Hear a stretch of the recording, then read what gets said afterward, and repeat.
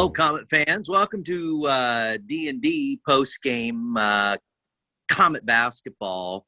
The Comets come away with another hard-fought victory after a week of snowmageddon. And, we're just trying to get ourselves back to normal here, Dave. And you could tell that Friday night was, probably a little bit a result of snowmageddon over the early part of the week. Your thoughts on that? Yeah, I would. Again, it's a toughness win. I would say that's a veteran win as well. It's tough. I think they only had two practices. I think they practiced on Wednesday and Thursday. Had to come out and play on Friday. So, and then trailing by 10 going into the second half. Number one, to have the resolve and the belief that you can come back and win that game late in the second. With limited practice time, that's a really difficult thing for any team to do. But I think it's really possible because of the veteran lineup that the Comets have. Yeah. Just a little bit of a diversion. I think we have some awards to give out. The Cutout Award goes to Pat Schaufelberger. Half glasses, halfway down the nose. If you get a chance, take a peek at that one. That's this week's Cutout Award for Comet fans. And some discouraging news. Casey's is going with a different donut. They've made a national switch. They will no longer be making homemade donuts. Very discouraging news to those of you who like the homemade donuts. And they're going to be frozen. And it's a huge disappointment to those of you who were in on the gig. The only homemade donut in town, and now that is going to be done away with. So some discouraging news, but we'll go right back now to the Comet game. Quickly, might okay. I ask where you would send a Comet fan for a donut now without Casey's? Yeah, I think that's going to have to be a separate video cast on that because now everything has to be reassessed. You have the Highline donut, or, those in the upper crust would probably go to the Milk House, where the donut's a little more expensive, but also, you can go there and get a peanut butter bacon donut or something like that. Yeah. But I think it sends you back for most of us, I think it sends us back to the IGA for the glazed donuts. Those are homemade, made every day. So I think it takes you into that sequence. It's just the cake donut is now pretty much out, unless you want to go with the frozen donut. And I know some people are used to that, but the calorie, sugar intake on the frozen donut just really isn't worth it, I don't think, in the long run. No, that's a quantity over quality decision. Yeah. It's not one that's made lightly. Yeah. Well, the Comets last night just had a tough time getting the ball to go in the basket. I thought early on they got a lot of good looks. I thought they worked for good looks. I thought their shot selection was good. It just didn't go down. At the end of the first, they cut it to 6, and the whole first half, Danneman, Gruel, Langley, Betts, they all came in and really gave the Comets some good energy. They gave them some points, and they kept it within 10. You start stretching that, lead there in the first half. I think Vandalia with if Danneman, Gruel, Langley, and Betts don't come in and do what they did in the first half, I think you could have saw going into halftime with a 15 to 20 point, mountain to climb for the Comets. I don't know what your thoughts are, but those 4 guys, and there were other guys that chipped in, but, I'll tell you, Danneman really came up with some critical rebounds, even late in the game in the fourth quarter with about 4:11 to go. I had it written in my notes. Danneman went up and snagged a key rebound with the Comets only up 35-34. So it wasn't just the first half, but I just thought those guys played a critical role in last night's game. Yeah, I would say again, it's somewhat contextual. The bench support was so necessary last night. You play. I think they played 3 games. You're just starting to get your feet under you in the season. You're just starting to get conditioned, and then you've got almost a week off because Yeah, of the snow. You come in lacking conditioning. So I think either way, you're going to have to go to your bench in that game because your starters, the guys you consistently rely on, aren't just going to be in the shape that they're normally in. But yeah, then you're right, a huge, huge contribution from them just in the energy department. Just they really held them in that game. Brady Langley had 4 huge points, which really, if you look at the yeah, final score, sort of proved to be the difference. yeah. Yeah, I would say it's a really good sign for the Comets that they can play 11 and rely on those guys in really critical situations as well. Yeah, you hope that ideally, you hope that these guys gain confidence so that they can be used throughout the season in similar circumstances. You're certainly going to have games where the ball doesn't go in the basket. Yeah. And, this isn't going to be the only game. This is going to happen throughout, on and off throughout the season. It does to everybody. Yeah. So how do you overcome it? And, last night, I think the Comets showed that they're deep enough to overcome it. And in addition to that, Danneman, Gruhl, Langley, Betts get good playing time in a close game or in a game that matters, and hopefully develop some confidence from that. Pretty interesting that the Comets' first lead was with, I had it down in my notes, with about 5:40 to go in the game. That was their first lead. They tied the game for the first time, other than 0-0 at the start, right? But they tied the game 32-32 with a little over 6 minutes to go. And so it took them a while to scratch and claw and kind of get back in the game. They had some nice runs there in the third quarter. At the end of the third, I believe it was a 2-point game. Mm-hmm. And then they had another little stretch there in the fourth quarter to kind of put themselves on top, hit some critical free throws there late once again. So I just thought it was one of those games where you're expected to win. Mm-hmm. The ball doesn't go in the hoop. The longer that game goes, the more advantage goes to Vandalia because they're the underdog.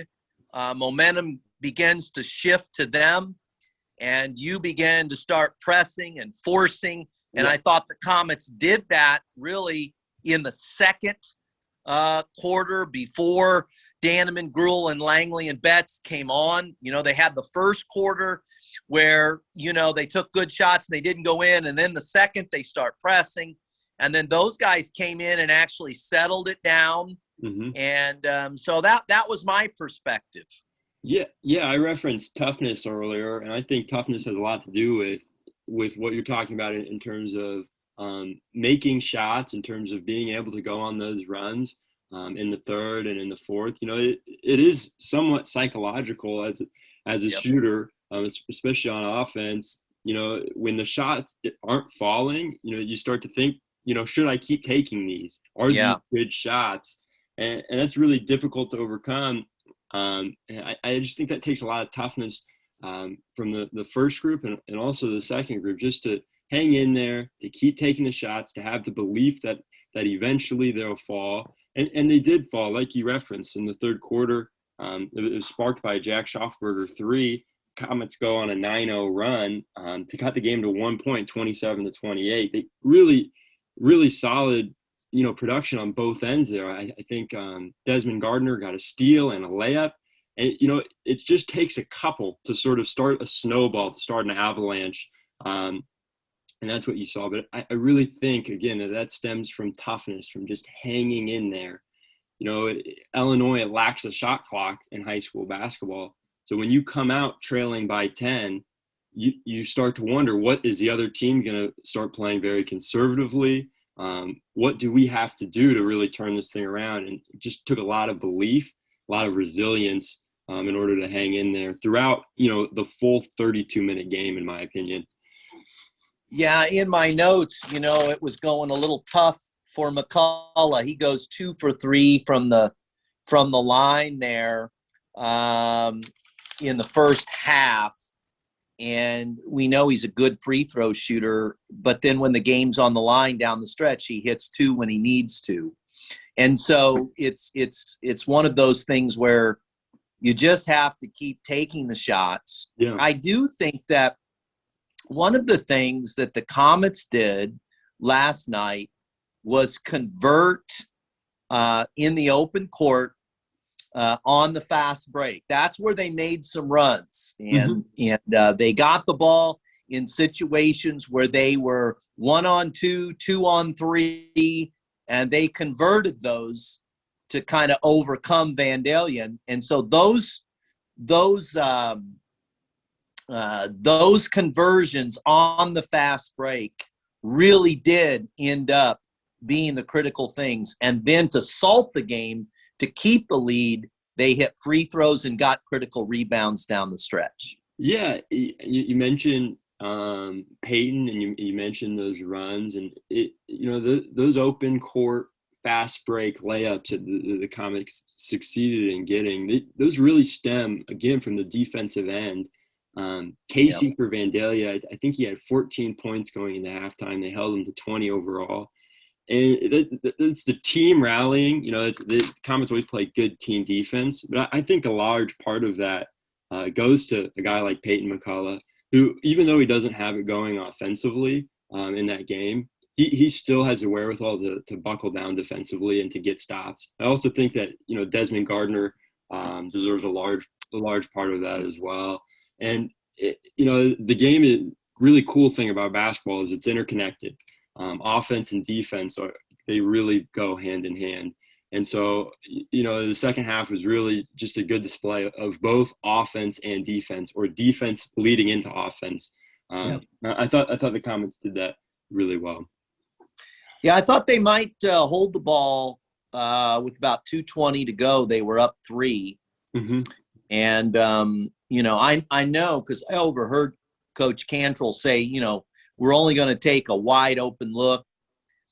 And I think that possession there is probably something Coach Cantrell will come back and revisit in practice this week to say, okay, how do we handle being up 3 with 2:20 to go? The Comets kept trying to drive the ball down into the baseline and pick up their dribble. I don't think they're going to be able to do that in future games if they want to use clock and try to milk a lead. I think they're going to have to keep the ball up top, penetrate, kick it back out. I think they're going to have to keep their dribble a little bit more. We talk a lot about that at the college level. As soon as you pick up your dribble and you pick it up in certain areas of the floor, you make it difficult to get it to one of your teammates. And so I think that will probably be revisited.